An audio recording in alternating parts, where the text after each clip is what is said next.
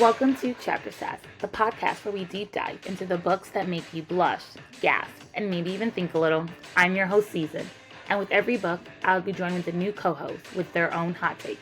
From spicy romances to messy love triangles and all the glorious chaos in between, we're here with a fresh perspective to unpack the stories we love, question what we think we know, and explore how the book speaks to us.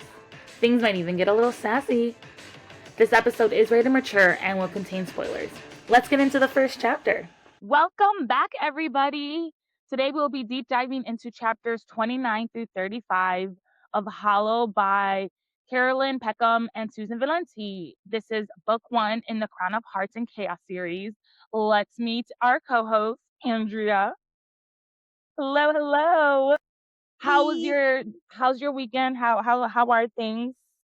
Super good. This previous week, my kids stayed with my mom, and so because it was spring break, and so my husband and I just got to disassociate, and not disassociate in a bad way.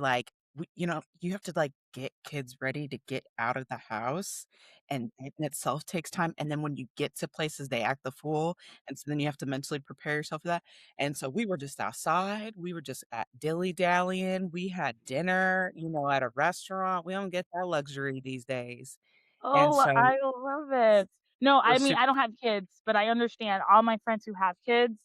I'm always like, just tell me where to meet you. It's gonna be easier. I just have to roll myself out the car. man, I don't have bless to get 50 million people ready. Like, just tell me where to meet you. I'll meet you there. I get it. It's it's gonna take like you 45 minutes. It's gonna take me 10. you hear me? My sister, she's 9 years older than me, and so my nephew, I think he's 17 this year. And growing up with him, you had to coordinate all kinds of stuff with these kids at all times. It was so crazy. Oh, and kids' schedules now.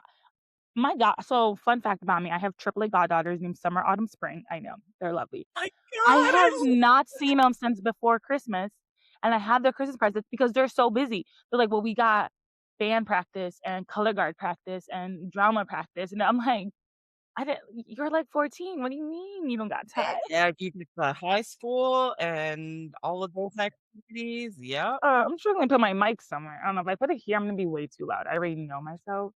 Anyway, I'm wearing my high lady sweatshirt. So cool. It is a little big on me, but I do love it. We're gonna be covering Agatar next. So I just figured I'll wear it. Plus, I'm gonna work out. Yeah. Plus, I'm gonna work out after this. I was not gonna dress up. Super early in the morning. So, what are you drinking? I have water, Mhm. and then I also have what's considered a medicine ball from Starbucks, which is the venti honey citrus mint tea, add peach juice, 3 tea bags, and 4 honey blend syrup. Love it. Love it. It's Very that time of year. My allergies are picking up also. So, I also have water because it is too early in the morning to like really not have water. And then I have two drinks. You'll be so proud, non-alcoholic, mainly because I'm not drinking this early in the morning. I'm not gonna drink. My first one is in honor of the unicorn. This is Yes. I was Googling, like, what can I make with coffee or something in it that was, like, colorful? So Google told me a butterfly tea latte. So the butterfly tea that I made last time that makes it the tea is blue, Mhm. and then it's to, like, add all this honey and sugar and milk, and I don't like to really add sugar in all of my jazz, so I put my protein shake in here, and honestly, it just tastes like my protein shake, so Oh, cheers. nice. But I had leftover protein shake, and I needed something a little bit stronger that had actually caffeine in it, so I brewed myself some espresso and added the rest of my protein shake in here, so I made myself, like, an iced protein Good espresso. for you. Love it. So I have 3 drinks. Ready for and it's funny because one is hot and one is cold, so it worked out perfectly. Okay.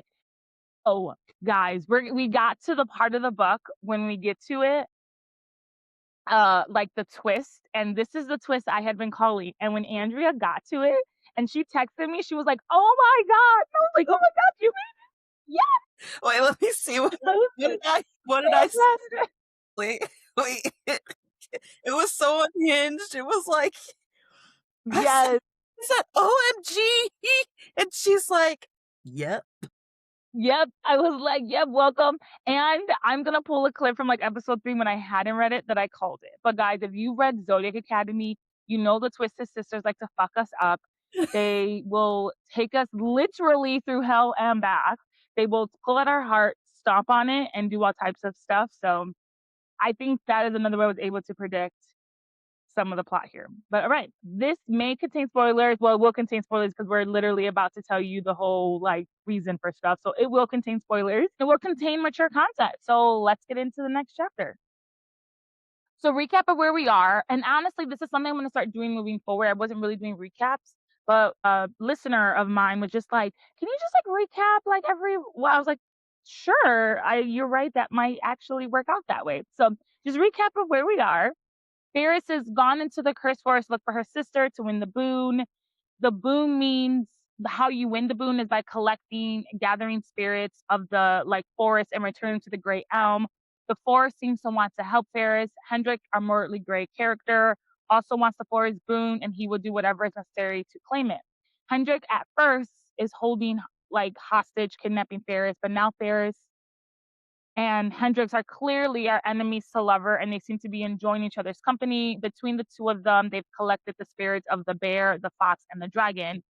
We also know that there are others in the forest who are collecting spirits as well, because when they all came in, they came in with like other champions. But we do know that Ilices has the rat and the tiger spirit. Forced from their shelter because they didn't think that summoning a big dragon inside the house was a good idea. They have come across like an old mill, like grain store type of situation. The grain store is very small and have forced our enemies to lovers to like share a bed slash mat. Right before things get spicy, Ferris hears her sister calling. Ferris runs outside, which you're not supposed to do at night. And Ferris learns that she was born from the human like wound, but is also magic. And during the past 600 years, during different lifetimes, Ferris has been in these woods trying to stop the curse, or the forest, trying to stop this curse. And this time, Ferris was given a sister to help. Meanwhile, Hendrix is getting pulled into the ground because he ran after Ferris. That's literally how the last chapter ended. Dun dun dun. They're 29. Ferris can see Hendrix is lost to like the song of like the creepy children. And she hears Hendrix say, "I know you've longed to take my hand." And this is him talking to Death. And he talks to Death often. But this is like the first time Ferris is like hearing him talk to Death. So I don't know if that means anything for like book 2 or 3, but like this is the first time that like she is hearing him talk to Death. She screams for him, and that is what wakes Hendrix up, and he starts to fight. Not for himself, but for her. And Ferris can see it. She's like, he's doing this for me. Like he's fighting for me. He's not doing this for himself. The dragon finally comes out and helps them and says, "I finally see you found your matters," because Ferris was like, "Please, someone help him." Like, and so the dragon is like, "I finally see you found some matters, fated one." He's now gone from calling her fated one and spirit singer. The dragon grabs Hendrix and Ferris and carries them away to like a new shelter and just drops them off in front of a house that's covered in moss and ivy. They go inside and rest like on each other, and just Ferris thinks like she was like made to like sit with him, and they're like exhausted. They just like had a night. They like almost got killed. Ferris met her sister. There's so much going on right now. And Hendrik tells Ferris, "You're a fucking nightmare like me, but you're my nightmare now." End of chapter. Thoughts? Yeah, this part was pretty crazy with the dragon calling her fated one, because for the whole time we're kind of like there's this yin and yang type of situation. So now all of a Uh-huh. sudden he's he's like, "You're the fated one." But what does that make Hendrix? Yeah. And we don't know yet at this point, but I You can't let it don't know yet. And I did like look at the map because obviously we know the map is as accurate as it can be. go. The favor. I have no idea where this goddamn house is because then there's like they were like when we talk about it more, it's like we went after the boar and there's like 4 houses in that proximity, and I'm like, what is there? Yeah, there's like 4 or 5 houses where I think they could be, or they were trying to go after like the stag or something, and I'm just like, I don't know where they are, but it's fine. They're somewhere catching spirits. Chapter 30, Hendrix chapter. Now, this is something that I don't know how much we can take from this chapter, or I think we need to be careful because this is a Hendrix chapter, but we're getting a lot of info about Ferris. Normally, when we get information about a character from that character's POV, this is from a Hendrix POV, and he's telling us a lot of things about Ferris. And I think that sometimes we need to take caution on it because now it's how reliable is this character? We already know Hendrix is a morally great character. We already know all this stuff. Nothing really happens. Like pretty much Hendrix is just reinforcing what Rissa told Ferris in the woods, so I believe it. But when stuff like this happens normally, I am a little like sketch on it because why isn't that if we already have that character's POV, why isn't that character's POV telling us on it? So just things to like keep in mind for future books or maybe like other chapters or whatnot. But Ferris tells Hendrix, I've been here so many times before, born to die and reborn over and over again, coming to this forest to end a curse. What does it mean? Am I some pawn in the great hunt? Does the forest own me? Hendrix knows this is the truth because he can tell that she's been like touched by magic and he can tell at some point that she's not just like fully human. Hendrix realizes all this information has to be true because the forest continues to help her. Like Ferris is slowly realizing this, but he's known this since the first time he's like kidnapped her. And he knows that if the Ferris is going to help her, he knows the boon can never be his. Like the odds are significantly not as great in his for him because she's literally getting the help of the forest. So this does not sit well with him. Hendrix thinks to himself, because I need the gift, aka the boon, more than she could ever understand. And then, guys, I go back to what happened to this man. We know what happened to his man, like the Eyeless like killed his family and whatnot, but like what else? Like, is there anything else going on with him that like he really needs to do? Because yes, he's a morally great character, but he's doing it for a reason. He's not doing it just to like be a jerk. Um, so because she was born of the great elm or the great elm's magic, this is why she can speak with the spirits. And like Hendrix is like, I can't speak with them, but like she's been able to communicate with all the other spirits. Ferris and Hendrix talk some more about like what this means, and they have like I would call this an intimate moment. Like they are trusting each other, they're thanking each other, like they are being there for each other. It's not like sexually intimate, but it is an intimate moment. Hendrix wants Ferris to tell the dragon, you do well to heed her demands, for she is the purest thing in this forest. There is no better master here for you than her. They finally agree to work together, like this time for real. No more kidnapping, no more anything. They agree that like they're gonna whoever gets the spirits, not gonna like sabotage one another to get it. Hendrix vows to protect her, and then they decide like may the best person win the boon. End of chapter. Thought. So, knowing what I know now, he had the audacity to say to her, "Are you sure she wasn't some trickster wearing her face?" What? Well, And then because he he goes, saw her. To be fair to Hendrix, the reason why you're supposed to be indoors at night is because the forest does play tricks on you. So like he was like, this was at night, like you didn't see risks in the middle of the day. So to Hendrix, but I agree with you. Knowing what he knows, knowing what "Yeah, we know, yes. yeah." And then he goes, "We are not all monsters." Sir, like the initial read of this, you're just like, "Oh, la la, it can't be that bad. I mean, he must like have like sold his soul or something." No! Yeah.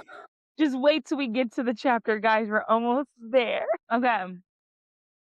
Chapter 31. This is the Ferris chapter. After they've taken like a day just like recover from like almost death and like everything that happened, Ferris finds her books bags with her journals and the map waiting for her outside the house. This could only mean that Rissa like brought it from the mill.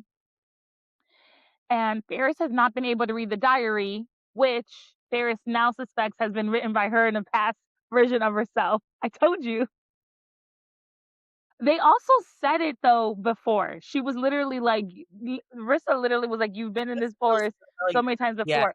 When she found the diary, she was like, its handwriting looked so familiar. At first, I thought it was Rissa's Bristol, yeah, diary, yeah, so that's why I was like, but "Oh, yeah, are we sure it was hers from the past life?" Because she like never yes, but then we did find out that yes. Brissa was like, You've been here before, you've been failing over and over," and then come to find out, yeah. Ferris is now like just contemplating life, like, which I would too. Like, she was just told she's not entirely human. She's also made of magic. She's been this forest many times before. She's failed every single time before. This is literally the last chance to like save not just humankind, but fae kind, like all kind. Like, I would need therapy after this, quite frankly, and she doesn't even have access to none of this. So I get it. So while contemplating life, the dragon speaks to her and it says, "You are something which has never been before and will never be again. But aside from the chances you have had at this life before, there will never be another such as you. Such incarnation has been you, Ferris, no other. You have one foot in each plane, the spirit world and the mortal world. Human, yes, but also not entirely so." You did. So we were also thinking, like, oh, she has to be like a spirit, she has to be like something.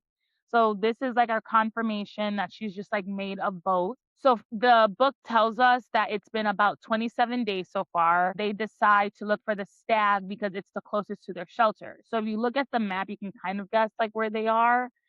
Hendrik stays with Ferris, stays at Ferris's side because now he realizes that the forest, I mean, is gonna do everything to clear its path for her. And so now he literally stays by her side so that the path is clear because he notices if he stands behind her or in front of her, the forest doesn't, it like goes back to where it was and he's like tripping over it. Then Ferris decides to, comes with an idea and decides to ask the forest, can it make a path to where she believes the stag is? So it can't like make a path straight to the stag, but they believe the stag is in like this area of the forest and the forest can do that. And so while they're there, once they finally reach where they think the will be, they find like a stag and they're super excited. They get like all, they're like, we're gonna get this spirit. Drix immediately runs after it to stab it because he's learned nothing so far. He's learned absolutely nothing. But then it like runs off. Hendrix is like running after this thing. The stag's job was like the moss, the fungi, the soil. Its job was to like maintain all plant life here and be certain that all the trees thrived under its care. So again, Hendrix is running off. He wants to stab it. He's learned nothing. But Ferris has a jar that she brought from home, and it's just like a concoction that she has. And it's like a mixture of kind of like compost and other stuff, but it's essentially like tree food. So she opens the jar and the stag appears and almost attacks Ferris. But then she realizes this is not a spirit and just another like stag in the forest. End of chapter. So, have you ever watched the movie Pride and Prejudice? Yeah, I mean a long time ago, but yes, I've seen it. So there's this, like, super famous, like, clip of whenever they go past each other, Mr. Darcy and what's her face, and he Mhm. does this hand flex. It happens here because, I'm always locked into the intimacy. Yes, She says, "His hand brushed against mine, my fingers flexing automatically as if to snare his before I forced them still again.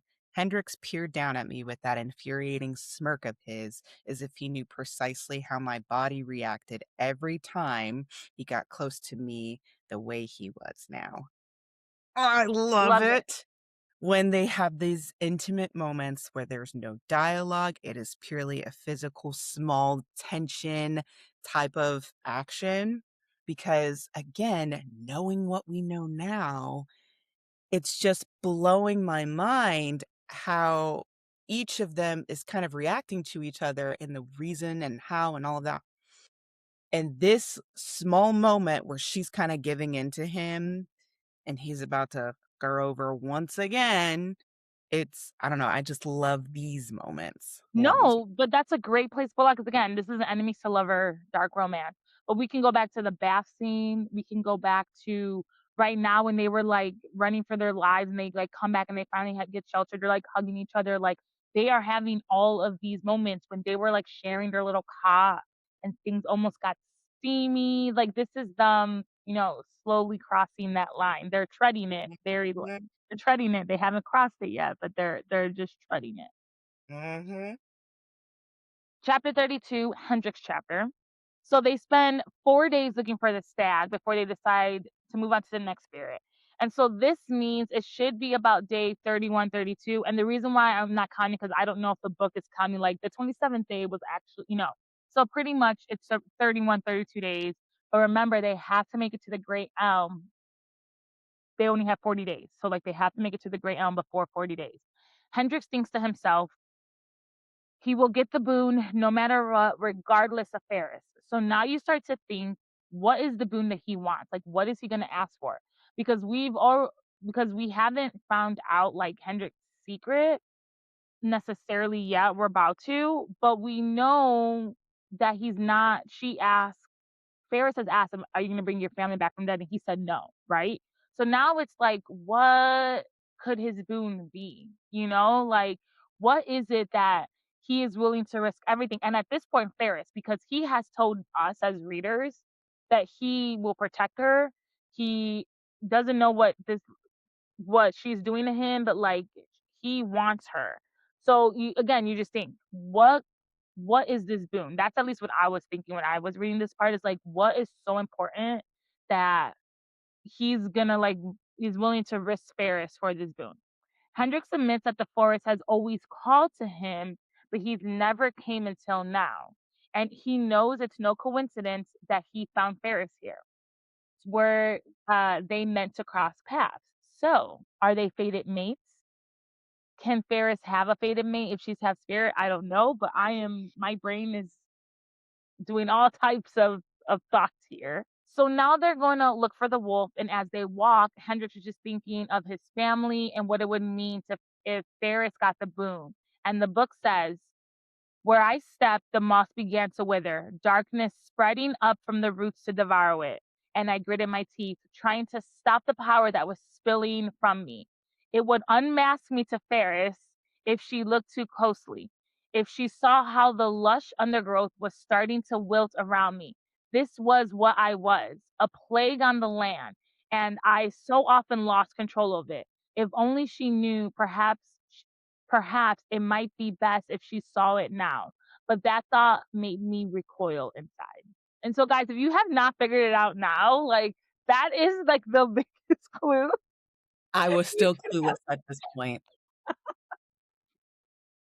That is Because they the did biggest it so clue. quickly with all the intimacy and the vulnerable and them getting closer that I'm not paying attention to the words that are on the page. No, but some people don't, right? Like I look for clues, like that is just who I am. But you're like a romance at heart too, so you're just like, oh, we're swooning, Like, he's loving yeah. her. Um, okay, so then Ferris spots the wolf and runs after it. The wolf is a creature of a shadow, so it's not the easiest to see. The wolf brought shade to the forest floor, kept it cool, damp, and offered shelter from the beating sun. It was a creature of pure darkness. Hendrix tries to capture the spirit again. He wants to kill it, throw all this stuff at it. But Ferris is like cornering the wolf into a cave. And the spirit like goes like far, like into the cave. And like Ferris honestly has it. Like this is technically Ferris's spirit once again. Like Hendrix is nowhere near, but when Hendrix like enters the cave, Hendrix is like he cannot lose, so he sends the bear to stop her, and like the bear like I don't want to say attacks Ferris, but like it doesn't allow Ferris like touch the wolf, and Hendrix ends up capturing the wolf. Ferris is pissed because this is not what they agreed to do. And while Hendrix will do anything to protect Ferris, he made a vow to his family that he must keep. End of chapter. So again, I'm just thinking, what is this vow? His family's dead. Like, yeah. So at this point, right, because I'm still Delulu, that he's not anything, and we're just going along. Um, at this point, I'm like, "Oh, he definitely sold his soul to somebody, and now he needs to get it back so that he can join his family in the afterlife," is where Oh, my brain was. I was like, "He had made his promise that he was gonna reunite himself with his family," and I'm already in, like, the mind space of, like, there's realms, and these spirits have crossed over to this realm temporarily to solve whatever curse or whatever, but his family is in the afterlife peace realm, and he needs to get back to his family, and he promised them that he would come to them and restore their souls so they could all live in peace together. Like, that's what my brain cooked up. I love it. I'm gonna be honest, I don't think my brain did any of that. Like I said, my brain had figured out early on who Hendrix was, and my whole time I'm like, "Okay, it's his family. He does wanna bring his family from back from the dead. No, What I if he?" didn't at And then I all. was just like, if he in my head, I was like, if he wanted to join them, he would just die. Like, as I literally could not figure out why he wanted this boon. I was like, let's just keep reading." But Like, yeah. he sold his soul off to somebody after he killed, Arthur, and because of that debt, he needed to, like, pass it on to the next person, and so then when he passed it on, he'll get his soul back, he'll be reunited with his family, and then they'll all get to live in peace because they can't find peace until he finds peace. It's, like, part of the I don't know, I cooked up this Yeah. whole shit that's not real, but No, but I love it because you did better than me. Because I literally was just like, "I don't know," because this is so I mean, you were doing better than me than I was here. Right, chapter 33, it's a Ferris chapter. So 2 days have passed, and so now again, assuming we know around what day it is, it should be about day 33, 34. Ferris is pissed because once again, Hendrix cheated. He had 3 spirits, and these 3 spirits should have been hers. The bear should have been hers, the fox should have been hers, and now this wolf should have been hers. They argue about this a lot, like, it's past bickering, like, they're, like, arguing. And Ferris just tells them, "What does the boon, like, mean to you? Like, you know what it means to me and why I need it back. Like, we've talked about this. You still cheated." They're arguing some more, and Hendrix just tells Ferris, "Because I found you here in the woods, my Lightwing. I found you and marked you as mine. You are my luck, you are my prize, maybe even my salvation. But there is nothing about that which betrays the goodness or heroics because I did not risk my life to save yours. I offered up freely rather than allow you to be anything other than mine." And we'll wait because I know you love this type of stuff, so any thoughts about that? nope, not yet, nope, because we're too close to the The thing? Okay, okay, okay. I, like, been just blinded. I was just as delulu as Ferris was thinking the forest wasn't helping her. Oh my god.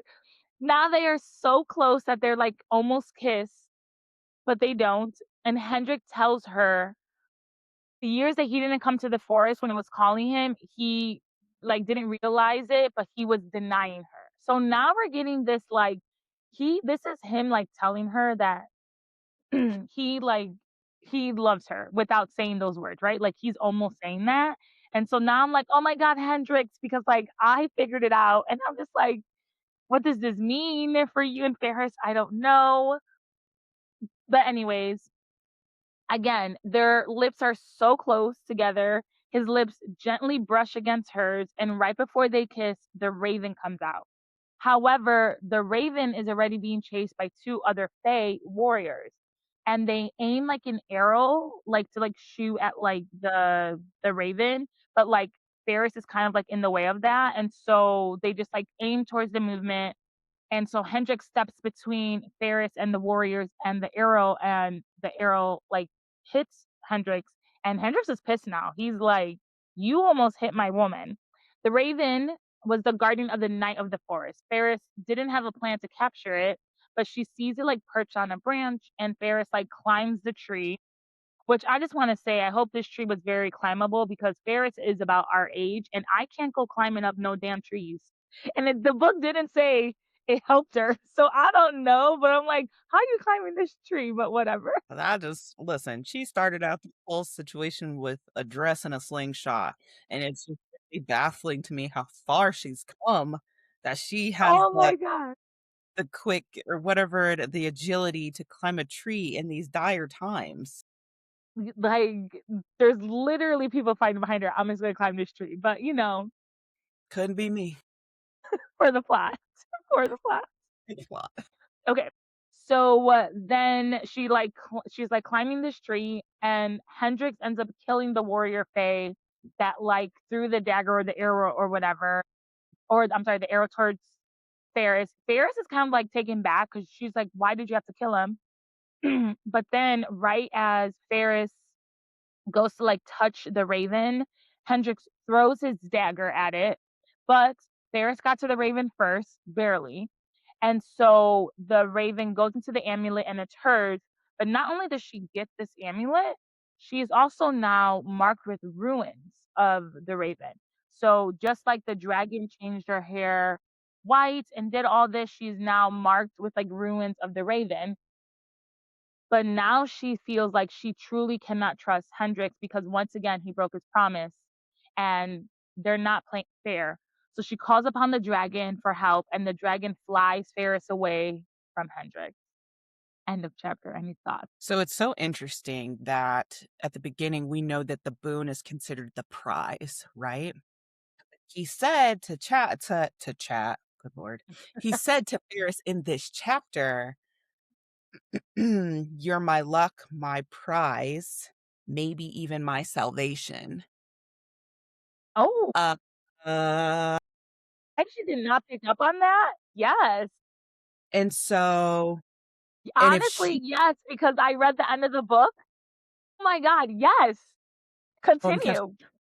okay, cool. I mean, I think because I would need book 2 to confirm because book ends on a cliffhanger.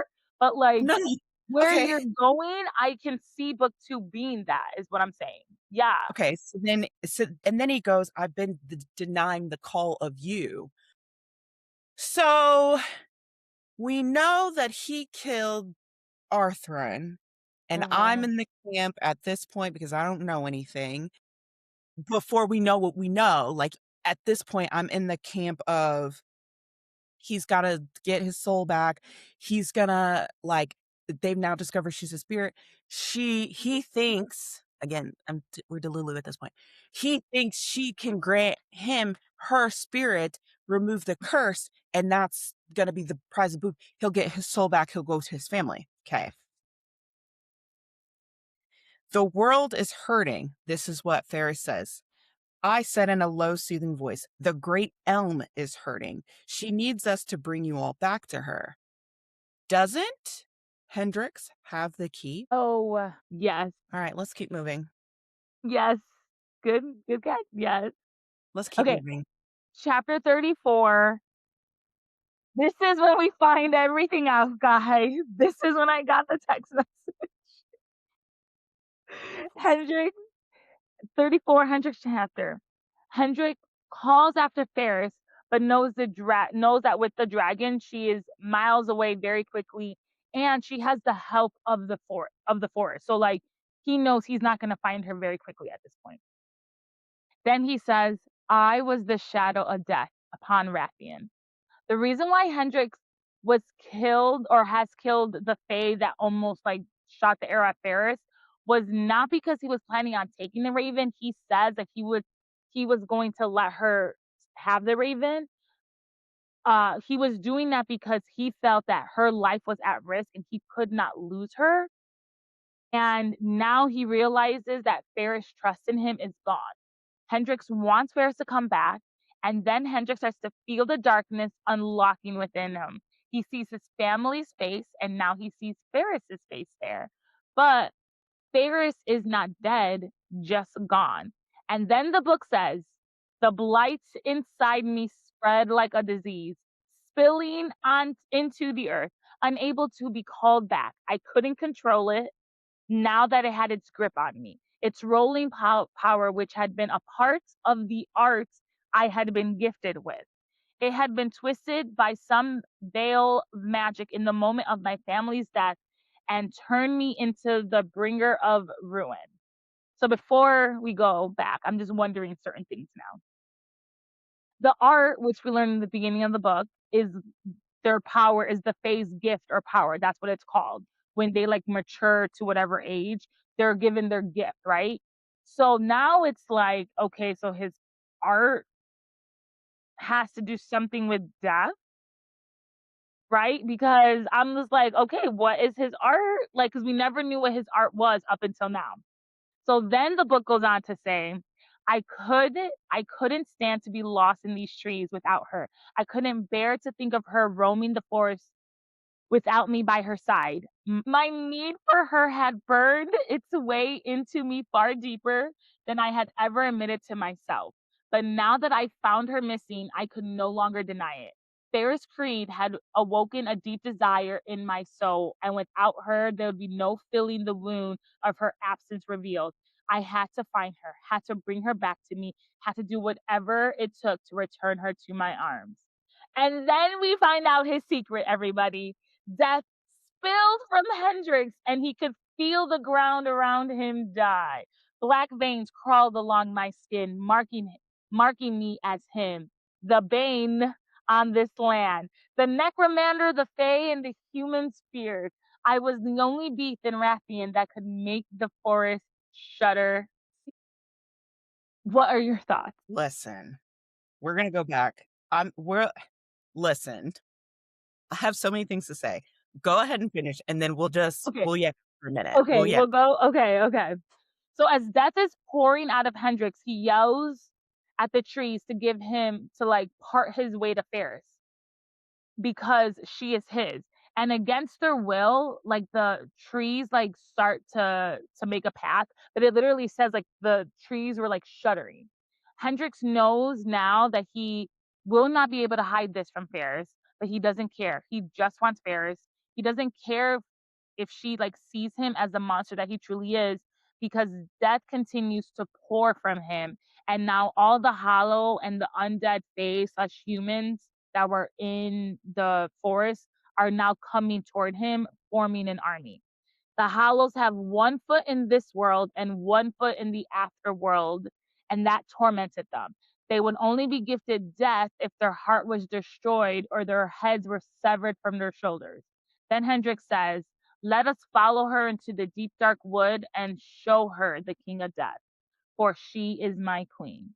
End of chapter. Dun, dun, dun, dun. Go back to something in this chapter. Oh, let's go back. Let's go back. And I hope I'm like 97% like hoping you didn't catch this. Okay, let's see. I might have not. Go ahead. The blight inside me spread like a disease. A twisted part of me wanted to witness it when she learned of the name I had been gifted when I'd fled from Rivenspire. Remember at the beginning when we were like, why is this area called the Blight? Oh, I actually did not put this together. Go ahead, girl. I think Rivenspire is a name of someone because the Blight is listed on here as a location when really I think it's like some sort of god situation. Oh, let me pull up the map. Oh, we And don't know then this, so it's possible book two. So I'm loving this theory. and then at the end he says, let us follow her into the deep dark wood and show her the king of death, for she will be my queen. Okay. We also know who else is in here in the forest. What's that one queen's name? Oh, Queen Drava. Yeah.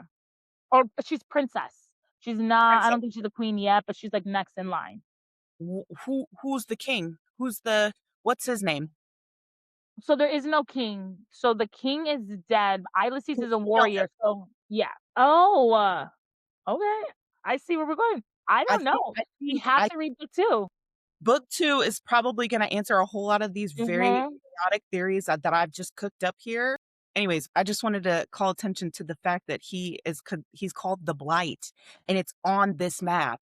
And you're telling me that Ferris, that little journal was hers from back in the day and she created this map and she labeled the Blight and he's Oh, considered good the. job. We'll have to see some more. Yep. So not only is this idiot the necromancer, but he has also traumatized her so bad that she's like, I got to stay away from this area on the map.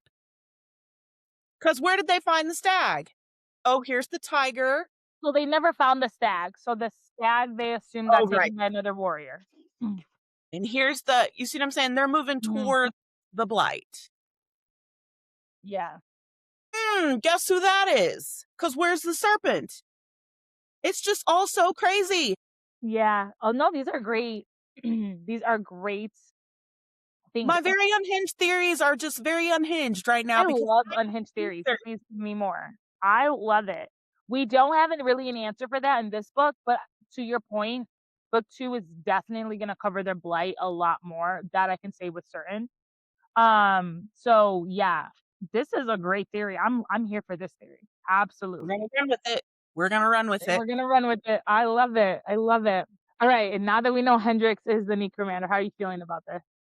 Listen, I was so pissed that I never ever picked up on it because out of all the time, like obviously the forest is gonna help her and like because he's killing the forest. He's quite literally killing the forest to bring it back to life to make it function at his will. Like the spirits and his soul, right? We were right about the soul. Like this just cracked open all this stuff where I'm like, I gotta go back because surely it was some stuff in here. Remember when Rissa was knocking on the door, you're trying to tell me that he didn't cook some stuff up with these lost children? He was like, the lost children would have taken me. Yeah, because you're not supposed to be here. They're working with the forest and they know that you're trying to corrupt the spirit. You got to get out of here, sir. There was Yes. so many moments that if I was paying attention, and I was just so goddamn hooked on the intimacy and the vulnerability and the enemies to lovers and they're gonna be together that I didn't clock out once that this man was doing harm. Bro, Uh, who so knew what the hell was wrong with him? An outcast? He is no wonder you're a goddamn outcast. You killed this guy and now you bring everybody back to so now what's he gonna do with his family? Like, what's he got to restore now? Because you're not going to bring them back to life. I'm telling you, he still has to restore his soul somewhere because he's a necromancer for a reason. hmm. No Arthur, So because what's friend a necromancer? no, but he was I don't know if we got there yet. Okay, okay, okay, We okay, okay. didn't. I don't think we get I think we're gonna get in the next set of chapters where he describes, like, King Arthur. We don't know, to be honest, like, we do get a little bit of it. I said this before, and I'm gonna say it again. They had said that Arthur had been in power much longer than he should have been. So, he was doing something. I don't know if he was necessarily the necromancer or whatever, but he was doing something he wasn't supposed to, and my gut is with magic. And that is why he was able to stay longer reigning as longer. We also know that like he we already know that Hendrix killed Arthurian.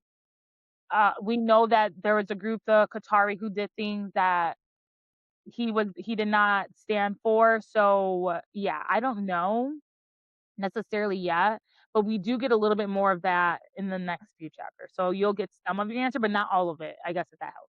When when we get a chance, we're gonna go back to chapter 12 when Okay. Hendrik is like talking about the hag Hmm. and the steep price he paid with the hag for the Yes. dilemma. Chapter 12. So Okay. that's actually a good point. We don't know the steep price. So like maybe you're right. Maybe he is trying to get back a part of his soul. I didn't think of that at all. So ooh, that is very because he paid a steep price for this. I'm just here. I'm just here for it. Just here for this. I love this drama. I'm enjoying We love myself. how messy it is. It's fine. I'm But now enjoying I'm locked myself in. You so can't much. stop me now. Yeah, Like, and now I don't have to keep the big thing a secret anymore. And yeah, I no, was I'm trying to give in. you all the clues so you could pick No, up I was on it like, too. yeah, I'm I like, literally was oh, like, they're gonna he's do this and calling they're gonna himself death itself. He's literally saying he's the monster. He's literally saying all of this. And I like was like, I'm gonna say it in the podcast. Maybe she'll pick up on it. You were like, that's so romantic.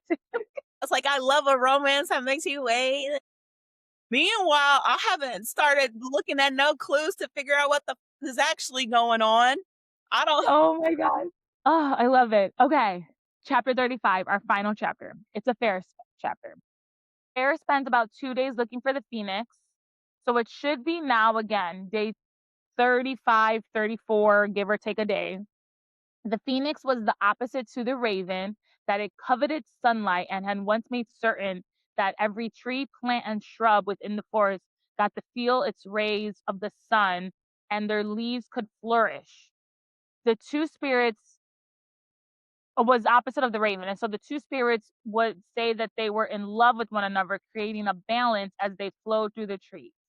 So this speaks to your yin and yang theory, but now this also speaks to our Hendrix and Ferris because Ferris is like the light and Hendrix is like the dark. So I we got really a lot of wish I wasn't parallels here. there, but yeah, I'm glad I clocked that at the beginning. Yeah, we're getting that. Okay. So Ferris cannot find it and she believes another champion has it at this point. Ferris thinks she wants to go after the carp, but its location would be a guess. So the carp's domain was puddles. The carp would flick its fins and throw water around the forest to create puddles. And so everyone believes that the carp was like a fluke of the great elm because it's not water, because the bear's domain is water. But however, the carp is one of the spirits they have to capture. So my question is everyone thinks that this carp is useless and was a mistake. I have a feeling that in book 2, the carp's gonna be very important. Like, I don't think there was no mistakes, everything has a reason, and I think the carp is gonna be that reason. I don't know, but that's just what my guess is for book 2. So, she now has to decide, like, should she go after like the carp or go after another one because again it's about day 35 and they only have 40 days. So as of now, we know between Ferris and Hendrix they have the bear, the fox, the wolf, the dragon, the raven. We know Ulysses has the rat and the tiger. Ferris is guessing that the stag, the boar, and the phoenix have been captured because they were not where they were said to be on the map. So that only left the unicorn, the carp, and the serpent. The carp was a gamble because it just bopped from puddle to puddle. So even on the map, it may not actually be true. So that left the unicorn because Rissa has the serpent. Then Ferris thinks to herself, Rissa wasn't a champion and to my understanding, couldn't claim a spirit for herself, nor had she been wearing an amulet. So, how had she bonded with it? And now this had me thinking, damn, Ferris, you right. Can we trust Rissa? Like, No! I assumed Rissa had an amulet with the serpent, and then she told us she was not wearing the amulet. And so now I'm all types of like, Rissa is sketch. I don't know if we can trust Rissa because how is she controlling this? We keep talking about this yin and yang theory, so maybe Rissa's and Ferris are yin and yang to whatever. We know that Rissa was not in any other like great hunt except for this one. This is the only one that's different. So I'm just wondering why is this? So those are just my thoughts. So Ferris decides that she's going to go after the unicorn because the unicorn makes the most sense at this point. The unicorn was a stunning white mare with a golden star with the golden starburst on its brow, and its horn stood proud, shimmering with eternal light. The unicorn was the bringer of life to the forest, spreading blossoms and blooms wherever the hooves fell often agreed to be amongst one of the most powerful spirits in the forest. So, ladies and gentlemen, that is why my drink was this because the unicorn, right? Ferris asks the dragon to take her to the spot where she thinks the unicorn will be. While flying, Ferris realizes that she misses Hendrix.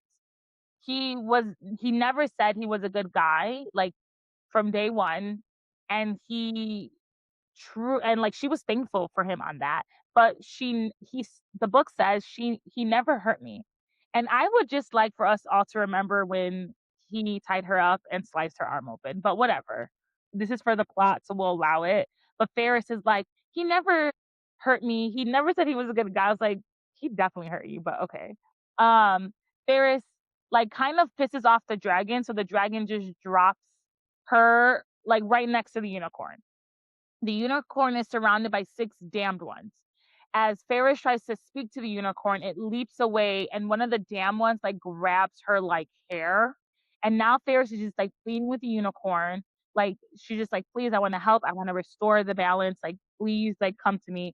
So the unicorn bows its head to Ferris, and at its touch of its horn, it turns into its amulet, and she now has control of the amulet. The unicorn has also marked Ferris with, like, a floral tattoo. So Ferris now has 3 spirits, and so does Hendrix. Ferris doubts that any other champion would have 3, but even if they did, with Rissa's serpent, that would make 4, which would make her the winner. End of the chapter. What are your thoughts on all this? So the lost children, they're not there to help the forest. They were claimed by the forest, so I don't know if they're necessarily there to help the forest, but they were claimed by the forest because that was part of the deal. Think that there's some third party at play that we don't have POV to at all. Mm, I'm liking Which this. could be that Strava or whatewver, because the children are not being controlled by, Hendrix like I originally thought. Like, on a reread, it doesn't make sense that he's controlling them. Because I at first, when I first figured out when we first learned that he's a necromancer, I was like, "Oh, he's the one controlling the children. No wonder Rissa was knocking on the door to cut him off." No, there's some third party at play, I think, that has, like, a hold on the children, because 'cause they're dead, they're spirits, they're souls. So in another realm or whatever, right, maybe they're the ones controlling him, but I don't think that the children are, part of the situation, and I think also the serpent, which we did we discover, is that on the list of spirits to get? So we could talk about the serpent. So the serpent was never caught because Rissa has it, but everyone knows about like the serpent. Yeah. Because I'm just trying to figure out, the serpent has been part of, like, this hunt since the beginning. Whenever we first, like, get into Hendrix POV and he's like, "The serpent has been, like, she's slippery and da da da, and he can't capture her." Now we find out the serpent is working with Rissa. Well, who are the serpent and Rissa working for? Oh, great question. Because to add to that, the book also says that the dragon is supposed to be one of the most powerful creatures. The only one that could maybe combat it would be the serpent. So now we have the two sisters, each with the most powerful spirits. But she's dead. So there has to be, Well, I I don't know really, if Rissa's fully dead. I some mean, she might be dead. I don't know, play. but yeah. Well, or what, like, she's the soul stuck in the plane, because right, what's her face has a foot in both planes. She's a spirit and she's human. But Rissa is fully spirit at this point. I feel like all the lost children who were stolen by the Fae, so I think Mhm. whoever is doing it is Fae. They're they've, Oh, like, it listed, like, Ilices and those other idiots to be a part of it, which was Princess Java, or there's someone else too, there's another queen, I can't remember her name. There's so a third she way yes. we have no line of sight to right now, and Yes, I there think is a current queen. Yeah, sorry. There is a current queen. I thought you were talking about Princess Java. The current queen is sitting in Ravenspear. She sent Ilisis to do this so she could stay in power. I see where you're going with now. Yes. Oh, okay, interesting. I like this. I like where we're going with this. We don't really have an yeah. answer. We both do. So I say all this to say, because they were, like, talking about, we keep coming back to the serpent. We have not spent Mhm. this much time on any of the spirits like we have the serpent. The serpent has It's true. got away from what's his face first. Now the serpent's re-earthed with Rissa. Now they're like, well, Yeah. the serpent, we don't know. And then they're talking about the carp being useless. Like, and I also want to point out, what's her face? Ferris is still fully in the camp that she's like, whatever woman drew this map. S- Ma'am, you is you. I It's don't know. you, but it's a past lifetime. So she doesn't associate herself with that past life. Fine. This cracking open eggs here, and a lot of stuff is coming out. Oh, I love it.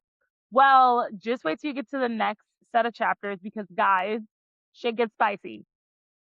We get some. Shit gets spicy.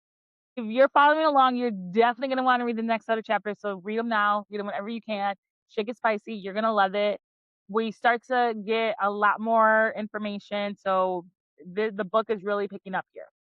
I had mentioned this in the last episode, but again, If you log on to the author's website, they have like this survival kit on here. Love it because it tells us like we covered the unicorn and it has all the information about like the unicorn. It has the wolf, that we covered. It has the raven. So it really gives you way more information. So encourage you all to just download all of that today or whenever you want because it really does help the book. Okay, but now because I feel like we've been through up, down, around, we went around the corner and back because our emotions have been everywhere. Time for our sassy topic. Okay, so our sassy topic is now that we know Hendrix's secret, do we think he should have told Ferris from the beginning who he was? Or was No, him just calling himself a monster was enough? no. No? Okay, why? I think both situations, it would have been like, what would she be doing the entire book without him? If he would have just been like, "Hey, girl, I'm the necromancer. See ya," and like was just haunting her the whole book. She obviously knew that something up with him, like in a bad way, but like he couldn't come out and say, "I'm the necromancer." So no, he shouldn't have said it. Though telling her he was a monster was also not good enough. He should have kept his distance the entire goddamn time. Okay, so I agree for the plot. He couldn't have told her who he was. I agree because there would have been no plot. I do think though he did a good job at like stating from the get-go, I'm not a good guy. He didn't like try to make himself be anything more than what he was. Like he didn't, he's like, I'm gonna get the boot no matter what. Like he kidnapped her. He like never from the start did we ever think that he was a good guy. So I do respect, I guess, that like while he didn't say who he was, he also didn't make himself seem like he was all good. So I respect that. My next question for you is if a friend in real life told you half the truth, what would your reaction be? Or would you want the whole truth? I often have a friend who likes to throw stuff at me, and then I ask 1,000,000 questions until I get to the context of where we got to, and it drives me banana sandwich because 'cause she'll give me one piece, and then I'll crash out real bad, and then she'll give me the whole situation. I'm like, "Well, you should have started with that because you could have saved all of this rage, and I could Mhm, have just a very level opinion, but instead you rage baited me by only giving me 2 pieces of context." Yeah, mhm. no, don't I need the whole truth or don't say nothing at all.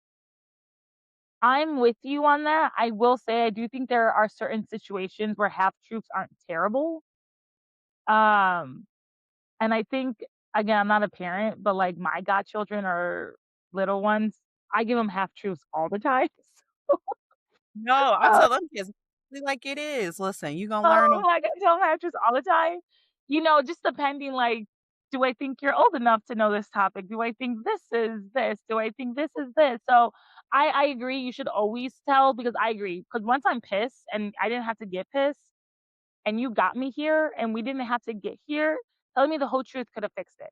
But I do think sometimes, depending on the situation, half truths aren't terrible as long as you ultimately give the full truth and you're not withholding half the truth for like 10 years. Like that's bullshit. You're not a friend then. That's terrible. Those are my opinions. Yeah, I'm real bad at half truths just because I don't have it in me to remember that I didn't tell you the whole thing. That's true. Energy to remember any of the lies I would have potentially let me just tell you outright, and then we ain't gotta pretend and none of that. Mm-mm. Yes. Okay. Well, everybody, like I said, we've reached a good part of the book. I mean, the before this was good. Now we just got to like the super juicy part of the book. So interested to hear your thoughts on the next stuff, next few chapters. A lot comes out. A lot of stuff comes out. I think we find out Hendrix is why he needs the boon, and it's a good reason. It is a good reason. Yeah, I don't think there's not one good reason he is the necromancer. He done sold So his soul. we know he didn't sell his soul, so it told us a little bit. It said that when he saw the death of his family because of his gift, which is his gift is death, they told us, something happened in that. Like his whether it was his rage, his fury, his grief, somehow like doubled or multiplied his original power. So who knows what, whatever, but there needed to maybe that would it needs to happen. There needs to be a balance. Who knows? But until next time then everyone. So enjoy reading Hollow. Bye.